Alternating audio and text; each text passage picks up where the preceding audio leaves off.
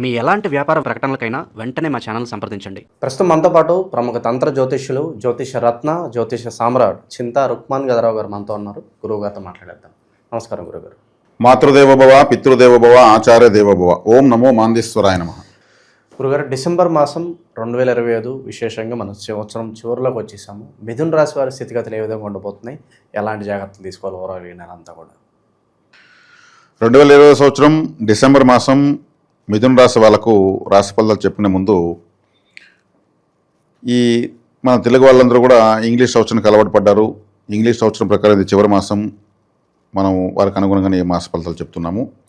ఈ మాస ఫలితాలు చెప్పే ముందు ఈ రాశి యొక్క ప్రత్యేకతలు కొన్ని మనం చెప్పుకుందాం. ఈ మిథునము అంటే మైథునము. మిథునము అన్న మైథునము అన్న కలయిక అని అర్థం. ఈ రాశిలో ఒక స్త్రీ పురుషుల తలలు లేదా ఒక చిన్నపిల్ల ఇద్దరు చేతులు పట్టుకున్నట్లు ఇద్దరు ఉన్నట్టు జంటగా కనిపిస్తారు. ఇది కలయిక అని అర్థం. కలపడము అని అర్థం. కమ్యూనికేషన్ అని అర్థం. ప్రపంచం అంతా కమ్యూనికేషన్ లేకపోతే ప్రపంచం లేదు.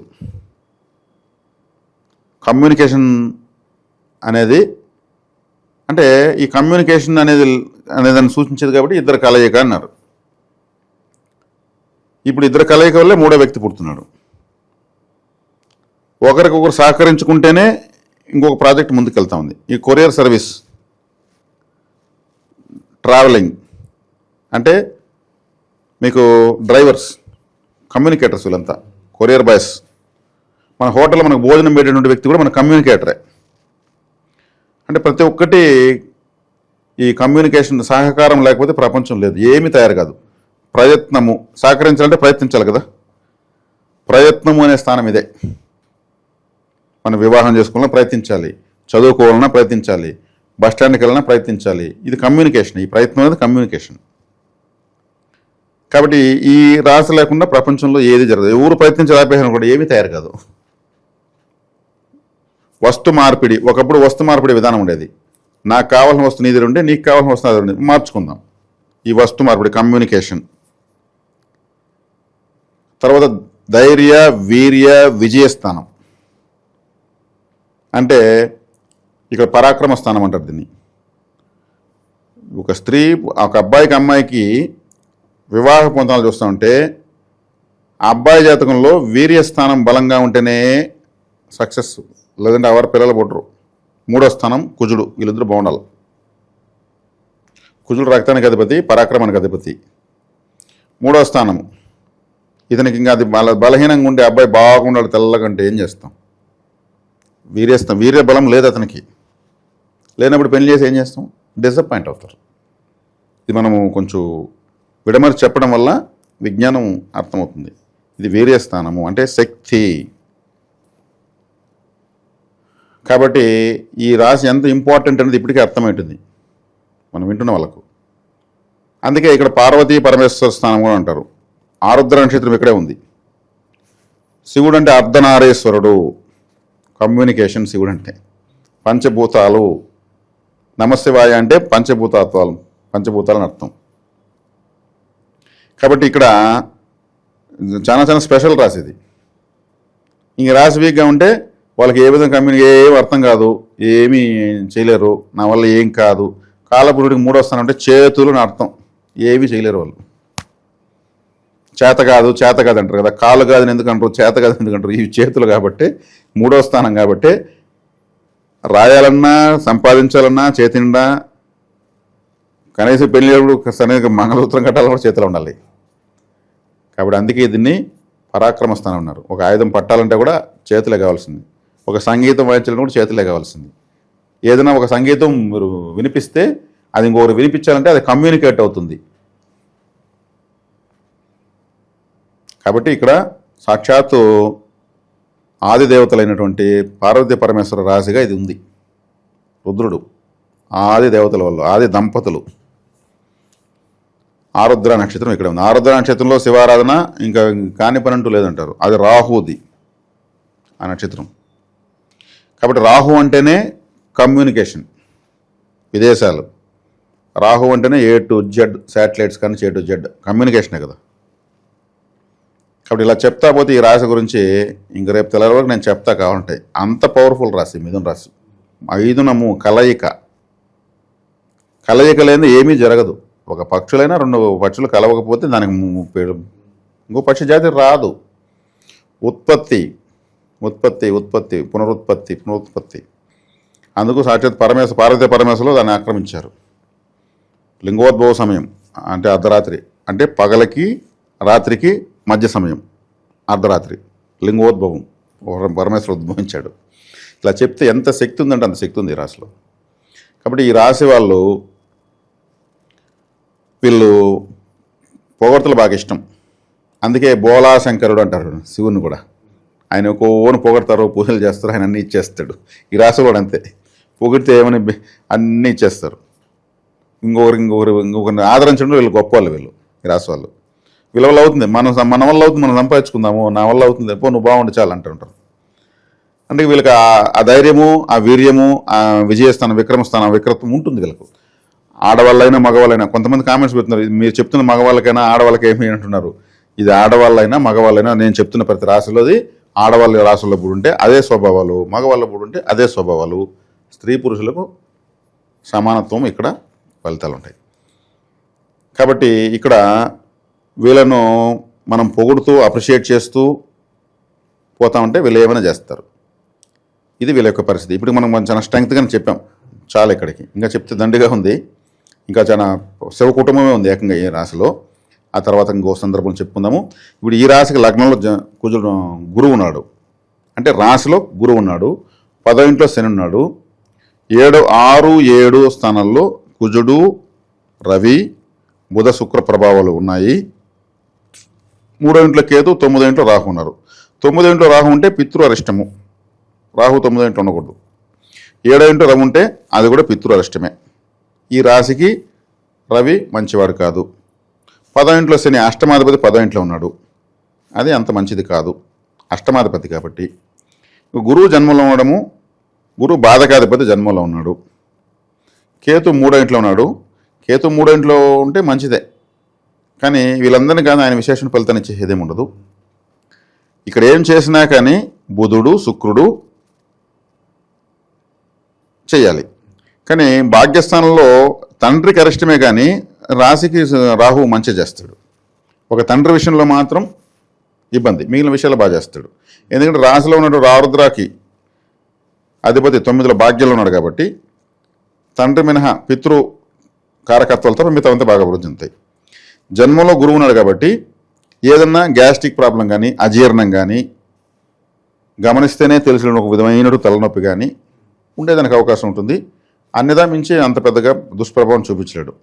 స్త్రీ వల్ల ఏదైనా ఇబ్బందులు ఉంటాయి, వాళ్ళ వల్ల పరువు నష్టం కానీ, ధన నష్టం కానీ.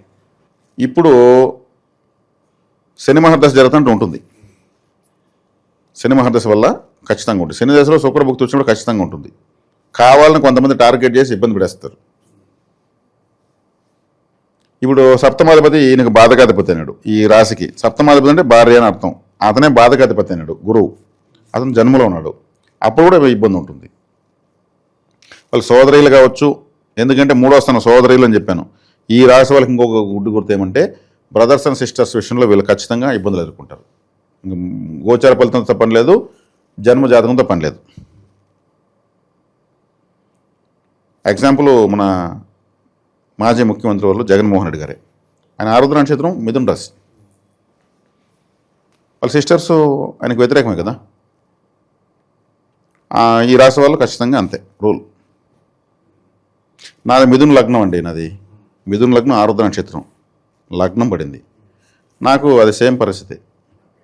దాన్ని అంతా ఫేస్ చేసాం. అలా ఎంతోమంది జాతకాల్లో పరిశీలన ఎక్స్పెరిమెంట్ చేసి చూసాం మేము. 100% తేలింది. మిథున రాశి అన్నా మిథున లగ్నం అన్నా బ్రదర్స్ అండ్ సిస్టర్స్ ఏదో ఒక రకంగా డిస్టర్బెన్స్ వస్తుంది. ఒకవేళ డిస్టర్బెన్స్ రాలేదంటే వాళ్ళు ఈ భూమిపైన అరుదైనటువంటి గొప్ప వ్యక్తులు ఉన్నారు. ఆ కారకత్వాలు అప్లై అయిపోతాయి, ఎనర్జీ పాస్ అయిపోతుంది, రిసీవ్ చేసుకోవాల్సింది. శుభకార్యాలు బాగానే ఉంటుంది. ఇప్పుడు ఈ దశ ఇప్పుడు గోచరం ఉన్న వాళ్ళకు, ఈ రాశిలో ఉన్న వాళ్ళకు గురుదశగానే అయిపోయింటే ఇప్పటి వరకు ఈ లైఫ్లో ఈ గురువు పెద్దగా బాధించడు. గురుదశ కాని వాళ్ళకు ఎక్కువ బాధ ఉంటుంది, ఎందుకంటే ఆ దశ పెండింగ్లో ఉంది కాబట్టి. శని దశ అయిపోయింటే శని బాధించడు. 10% పనిచేస్తాడు, 90% అనుకూలమే చేస్తాడు. గురుదశ అయిపోయింటే గురువు అనుకూలం అంటే అన్నప్పుడు ఏమి ఉండాలి, వీళ్ళు పుట్టినటువంటి వీళ్ళ వయసు ఇప్పుడు ఒక 45 దాటే ఉండాలి. 45 సంవత్సరాల పైన ఉండే వాళ్ళకి బాగుంది. ఎందుకంటే గురుదశ 16 సంవత్సరాలు, శని దశ 19 సంవత్సరాలు, 30 సంవత్సరాలు అయిపోతున్నారు 2 దశలకే. 45 అంటే అప్పుడు ఆ 2 దశలు అయిపోయింటాయి, వాళ్ళకి బాగుంటుంది. మిగిలిన 45 లోపల ఉన్న వాళ్ళకు తీవ్రత ఎక్కువ ఉంటుంది. ఏజ్ బట్టి ఇక్కడ వయసు రీత్యా జ్యోతిషం ఒకటి ఉంది, దాన్ని మనం తొందరలో చెప్పబోతాం. చెప్తున్న రాశి ఫలితాల్లో చిన్న పిల్లలకు, అప్పుడే పుట్టిన పిల్లలకు, చనిపోయే వాళ్ళకి ఎట్ట పని చేస్తుంది, పని చేయదు. అవగాహన కోసం, జ్యోతిషశాస్త్రాన్ని పైన నమ్మకం పెంచడం కోసం మనం చేస్తున్న ప్రయత్నం ఎన్నో రకాలుగా ఉంది. కాబట్టి 45 సంవత్సరాల పైన ఉన్న వాళ్ళకు గురువు శని వ్యతిరేకులు కాదు. ఇక రవి 7వ ఇంట్లో ఉన్నాడు కాబట్టి ఏదన్నా ఉష్ణము చేసేదానికి, వేడి చేసేదానికి, పితృ సంబంధికులతో అంటే సర్నేమ్ పాలవులతో కొంచెం గొడవలు వచ్చేదానికి, చికాకులు వచ్చేదానికి అవకాశం ఉంటుంది. వీళ్ళు వాచ్ కట్టకూడదు. రవి వీళ్ళకి పాపి. వాచ్ అంటే రవి కాలాన్ని తెలియజేస్తాడు కదా. రవి కాలానికి మనం పట్టుకోవడానికి తయారు చేసుకుంది కదా. డిజిటల్ వాచ్ కట్టాలి. డిజిటల్ వాచ్ అంటే నెంబర్లు పడి పడి ఆరుతుంటాయి ఇట్లా, అది రాహు. నాది మిథున లగ్నం అండి, నేను డిజిటల్ వాచ్ కట్టుకున్నా. ముండ్లున్న వాచ్లు కడితే సాఫ్ట్వేర్లు దెబ్బతింటున్నాయి, ఎగిరిపోతున్నాయి. నేను ప్రాక్టికల్ చూసాను. సింహరాశి నా చిన్న అబ్బాయి, సింహరాశి మా అబ్బాయి కాబట్టి ఆడి చేతి నేను కట్టించుకున్నా. నేను డైరెక్ట్ కట్టుకోలేదు, కలిసి రాదు. అదే వీళ్ళు వాళ్ళ క్లాక్ శివాలయాన్ని కానుక ఇవ్వచ్చు, ఆలయాల్లో వాళ్ళ క్లాకులు పెడతా రావచ్చు, టైం కలిసి వస్తుంది. కాబట్టి ఇక్కడ వచ్చే కాడికి వీళ్ళకు బాగుందా అంటే బాగుంది, బాగాలేదా అంటే బాగాలేదు. గురుశనులు జన్మస్థానాన్ని 10వ స్థానాన్ని డీల్ చేస్తున్నారు కాబట్టి 40 సంవత్సరాల తర్వాత ఉన్న వాళ్ళకి బాగుంటుంది. ఆ వయసు లోపల ఉన్న వాళ్ళకి ఈ దశలు అయి ఉండవు కాబట్టి దాని వీళ్ళ తీవ్రత ఎక్కువ ఉంటుంది. ఏ విషయాల్లో ఇబ్బంది ఉంటుందంటారు 40 కింద వాళ్ళకి? 40 కింద వాళ్ళకంటే ఇప్పుడు శని మహర్దశ జరుగుతుంది అనుకోండి, వీళ్ళ జీవితంలో అన్నీ ఆలస్యం జరుగుతుంటాయి. శనేశ్వరుడు అంటే ఆలస్య గ్రహము, ఆయన ఫలితం ఇస్తాడు, ఆయన ప్రయాణించేదాన్ని బట్టే ఇస్తాడు. ఆయన 30 డిగ్రీలు 2.5 సంవత్సరం, 24, 48 ఒక సంవత్సరం 30 నెలలకు దాటుతాడు. 1 డిగ్రీ 1 నెలకు దాటుతాడు. ఆయన 2.5 సంవత్సరం పడుతుంది 30 డిగ్రీలు ఆయన దాటేదానికి. కాబట్టి ఆలస్యంగా ఫలితం ఇస్తాడు.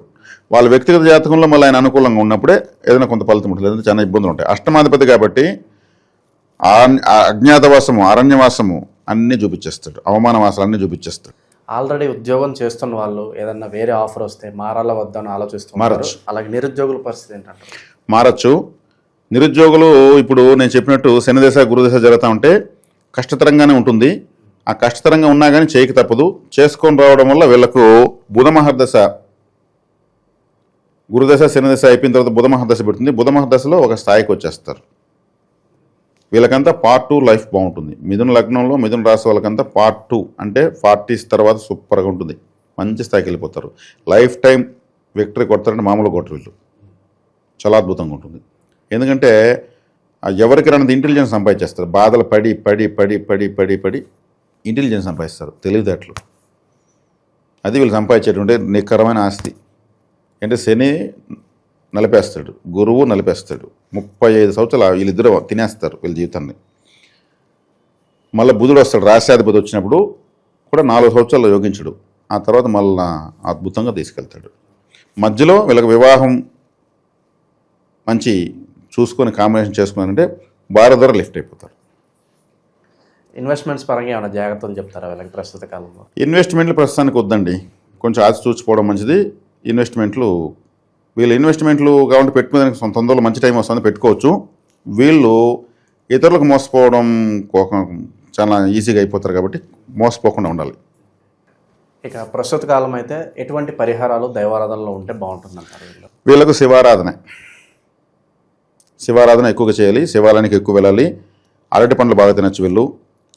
ఆరోగ్య నక్షత్రం అరటి పండు, బనానా ఎక్కువ తినచ్చు. తేనె, కాఫీ, బ్లాక్ గ్రేప్స్ ఎక్కువ తీసుకోవచ్చు. రాహుకాలం కలిసి వస్తుంది. వీళ్ళకు ప్రత్యేకించి grey related ash colour, silver colour, maroon colour కలిసి వస్తాయి. రాహుకాలం కలిసి వస్తుంది. రాహుకాలాన్ని అడ్డం పెట్టుకుని ఏ పనులు ఆపుకోవాల్సిన అవసరం ఏం లేదు. జనరల్గా రాసి ఇచ్చే చెప్పు. వారంలో ఏ రోజు ఎక్కువ ప్రిఫరెన్స్ ఇవ్వచ్చు అంటారు వీళ్ళు? వారంలో వీళ్ళు తీసుకుంటే బుధవారము, శుక్రవారము.